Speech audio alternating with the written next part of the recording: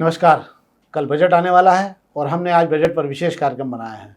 Budget पर हम शहर के उन प्रोमिनेंट लोगों मतलब उन कारोबारियों और उन कारोबारी संगठनों से जुड़े हुए लोगों को बुलाकर हम स्टूडियो में बात कर रहे हैं, जिनसे बजट की सही दिशा हमें मालूम पड़े। यूँ तो कहा जाता है कि बजट आम लोगों का और आम लोगों के इससे कोई लेना देना नहीं होता है, खासकर जो कारोबारी होते हैं उनका कहना।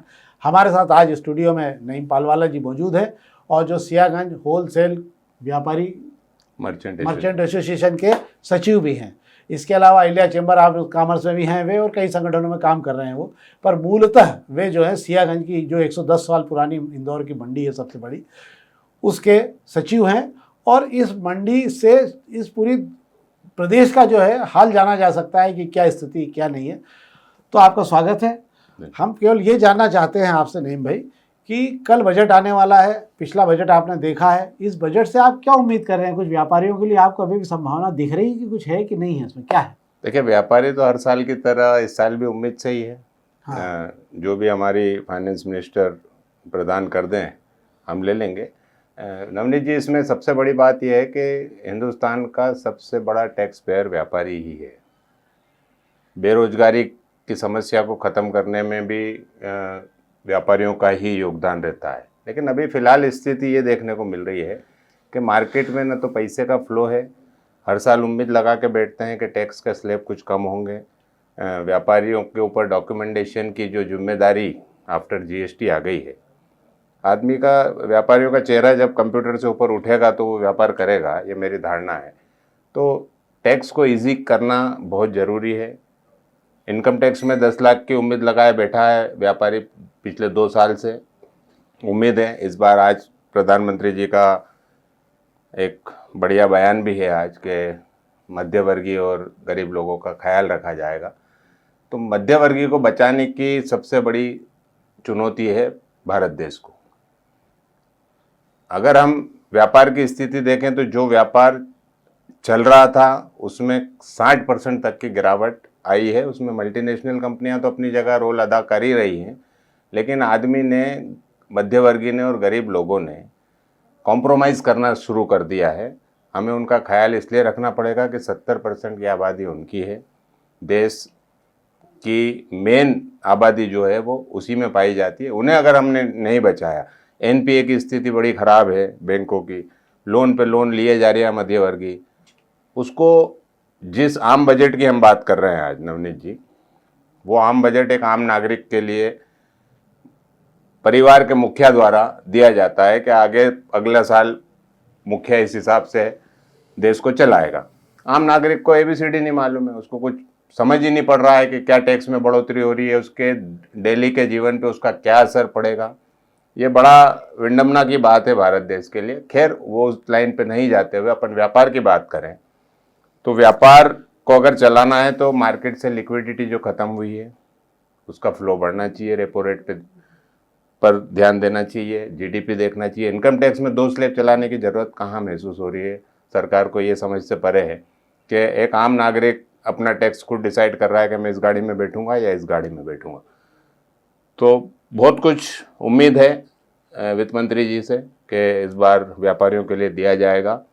और जो हमारे ऊपर चोर का टैग लगा हुआ है वो तो सदाबहार दिखता ही है, लेकिन फिर भी हम यही, देश की उन्नति के लिए व्यापारी हमेशा अग्रसर रहा है, हमेशा रहेगा, ईमानदारी से टैक्स भरता है। लेकिन अगर टैक्स की जो जटिलता है उसको अगर कम किया जाएगा तो व्यापारियों को राहत महसूस होगी। एक और सवाल मेरा इससे जुड़ा हुआ है, क्योंकि ये तो इंदौर में सोचता हूँ सियागंज पूरे प्रदेश भर में इससे सामान जाता है और बड़ी थोक मंडी का इस पे तमगा लगा हुआ है होलकर रियासत से लेकर अभी तक।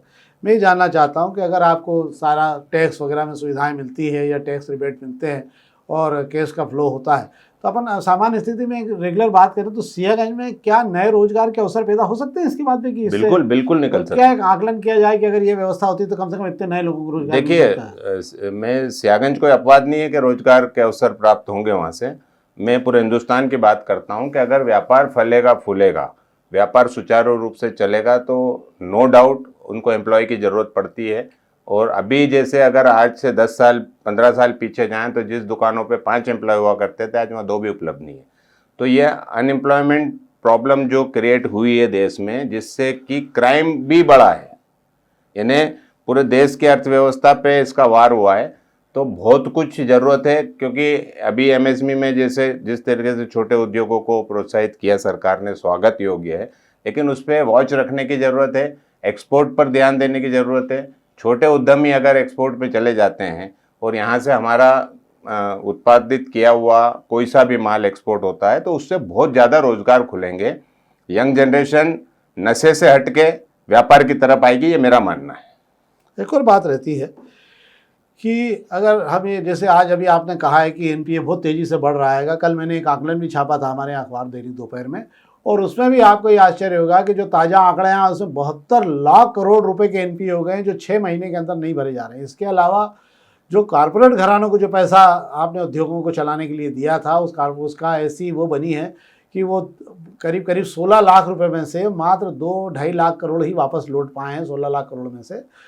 और ऐसे में ये हो रहा है कि अब समझ में आ रहा है कि अब आप जो है नीचे की तरफ जितना पैसा बाजार में कैश फ्लो में लाया जाएगा उतनी तेज़ी से बाजार को रफ्तार मिलेगी।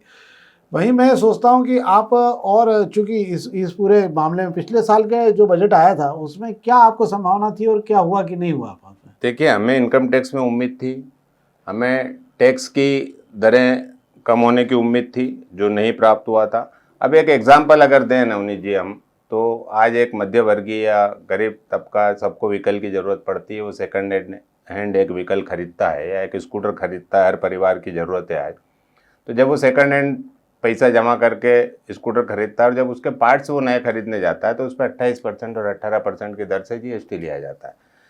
तो क्यों ना हम जब नया उत्पादन बेचते हैं तो उसी पे आप टैक्स और बढ़ा दीजिए, मैं तो कहता हूँ, और चीज़ें महंगी कर दीजिए। मध्य वर्गीय को बचाना, मैंने आपसे पहले भी कहा कि मध्य वर्गीय को बचाना बहुत ज़्यादा ज़रूरी है। बहुत लंबी गैप हो चुकी है, अमीरों गरीब को तो मिल ही रहा है, फ्री का हर सरकार दे रही है और हर सरकार देती है, और किसानों को मिल रहा है, लेकिन अगर मध्य वर्गीय को हम नहीं बचा पाए, वो ईएमआई से ऊपर नहीं आ रहा है। आपने अभी एनपीए की बात करी, तो एनपीए का जो 16 लाख करोड़ का जो आप फिगर बता रहे हैं, 72 लाख करोड़ का, और 16 लाख का कुछ सेटलमेंट हुआ, 2.5 लाख करोड़ वापस आए हैं। इसमें आपको ये देखना पड़ेगा कि उसमें असल लोन कितना था, ब्याज, उसके ऊपर ब्याज, पेनल्टी के ऊपर पेनल्टी, ये जो फिगर आपको दिख रहा है, अगर इसमें लचीलापन आता है तो एनपीए, मुझे लगता है कि एनपीए का रिवर्स जो पेमेंट है वो आएगा। अगर जैसे डीआरटी निपटाता है केस या कई एनपीए होते हैं तो उनके साथ अगर लचीला व्यवहार किया जाए, व्यापारी कई एनपीए होते हैं, अगर उनको उनके दायरे का पैसा भरने का, जमा करने का आएगा तो उनकी क्रेडिट वो भी नहीं बिगड़ेगी और उसके बाद वो पैसा भरने की स्थिति में आएगा। तो अगर व्यापारियों को रियायत दी जाती है लोन में कि अभी चलो ठीक है, उस वक्त अभी हम लोगों ने कोविड झेला है, 3 साल की स्थिति बड़ी ख़राब थी, उसके बाद भी अगर व्यापार सर्वाइव कर रहा है तो वो देश के लिए भी कर रहा है, देश को टैक्स देने के लिए कर रहा है। तो व्यापारियों का विशेष ध्यान रखने की उम्मीद है कि जो हम करके बैठे हुए हैं उसमें अगर हमें आधा भी मिल गया तो मुझे लगता है कि व्यापार यहाँ का सर्वाइव कर जाएगा। तो ये तो हमारे नईम भाई थे जिन्होंने बजट को लेकर कल अपना नज़रिया पेश किया। इसके पूर्व हम आपको जो है ये भी बताते हैं कि आप अहिल्या चैम्बर ऑफ कॉमर्स के अध्यक्ष रमेश खंडेलवाल जी जो हैं, हमने उनसे भी बातचीत की है। तो आइए हम एक झलक उसको भी देख लेते हैं, उसके बाद में हम इस कार्यक्रम को फिर आगे बताते हैं आपको। सर, सबसे पहले तो दोपहर न्यूज चैनल में आपका स्वागत है।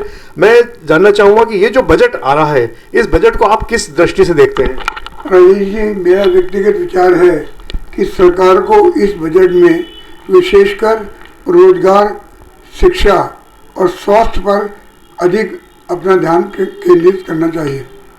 और दूसरी सबसे बड़ी बात यह है कि मतलब जो परोक्ष और अपरोक्ष टैक्स हैं, दोनों टैक्सों में अब कुछ ना कुछ कमी लाना जाना बहुत ही आवश्यक है। कारण कि ये प्रथम बार हम देख रहे हैं कि हमारे देश में कंजम्पशन में कमी आ रही है, जो क्लियरली इस बात को इंडिकेट करता है कि लोगों की जेब में पैसा खर्च करने के लिए नहीं है। अनेक प्रकार की ईएमआई, बच्चों का एजुकेशन, दिन और मतलब परिवार के खर्चे सब मिलाकर के आम आदमी पर इतना अधिक बर्डन है कि वो वर्तमान में प्रचलित जीएसटी और इनकम टैक्स आदि टैक्स का भुगतान करने के बाद अपने आप को बहुत अधिक आर्थिक तंगी में महसूस करता है। इसलिए ये बहुत आवश्यक है कि सरकार को इस बार टैक्स में अवश्य ही कमी लानी चाहिए। यदि टैक्स में किसी प्रकार की कमी नहीं लाई गई या कोई ऐसे उपाय नहीं किए गए जिससे कि आम जनता की जेब में पैसा खर्च करने के लिए आए, और इसी प्रकार यदि कंजम्पशन में कमी हुई तो निश्चित ही ये देश के उद्योग, व्यापार, इंफ्रास्ट्रक्चर सभी को प्रतिकूल रूप से प्रभावित करेगा।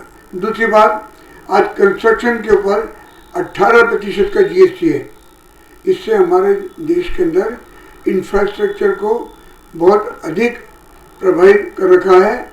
कुछ चीज़ों पर टैक्स का रिकंसिडरेशन बहुत ही आवश्यक है।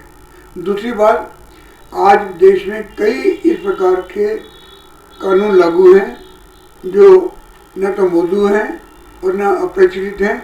तो पुराने एब्सोल्यूट कानूनों को हटा करके नए सिरे से कानून की व्यवस्था की जानी चाहिए।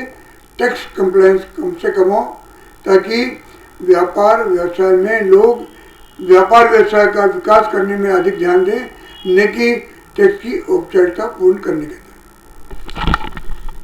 तो ये थे माननीय खंडेलवाल जी, जो कि व्यापार जगत को तो बिलोंग करते ही करते हैं, साथ ही टैक्स एक्सपर्ट भी हैं। इन्होंने अपनी राय व्यक्त की है। दोपहर न्यूज की ओर से इनका आभार। तो ये तो थी हमारी आज की बजट को लेकर चर्चा, जिस पर हमने चर्चा की है। मैं एक बार फिर बहुत बहुत धन्यवाद देता हूं आपको कि आप स्टूडियो में आए, और कल बजट आएगा उस पर तो हम कल ही देखेंगे कि बजट में क्या आ रहा है और क्या नहीं आ रहा है। पर उम्मीद है सबको है इस बजट से, क्योंकि मध्यम वर्गीय 32 करोड़ परिवार इस देश में मध्यम वर्गीय गिने जाते हैं। ये इसमें उच्च मध्यम वर्गीय परिवार और निम्न मध्यम वर्गीय परिवार भी आते हैं। अभी तक हमारे यहाँ मध्यम वर्गीय परिवारों की कोई परिभाषा तय नहीं हुई है। 20,000 रुपये महीना कमाने वाला और 3 लाख रुपये महीना कमाने वाला भी जो है मध्यम वर्गीय परिवारों की श्रेणी में गिना जा रहा है। पर दिक्कत ये हो रही है कि जो उच्च मध्यम वर्गीय परिवार थे वो पिछले 3 सालों के अंदर निम्न मध्यम वर्गीय परिवारों की श्रेणी में आ गए हैं। मतलब जिनको बड़ी वेतन मिलते थे उनके वेतन नहीं बढ़े हैं, बल्कि उनकी बजाय उनके वेतन कम होने के कारण उनके जो है उन्होंने अपनी व्यवस्था और आवश्यकता कम कर ली, और इसी के कारण देश दुनिया भर में मांग कम हो रही है और उसी कारण फैक्ट्रियों में उत्पादन कम हो रहा है। तो हम ये चाहेंगे कि इस बजट पर सरकार भी ध्यान दे, और हम जो आपको बता सकते हैं अधिक से अधिक को बताएंगे। बहुत बहुत धन्यवाद।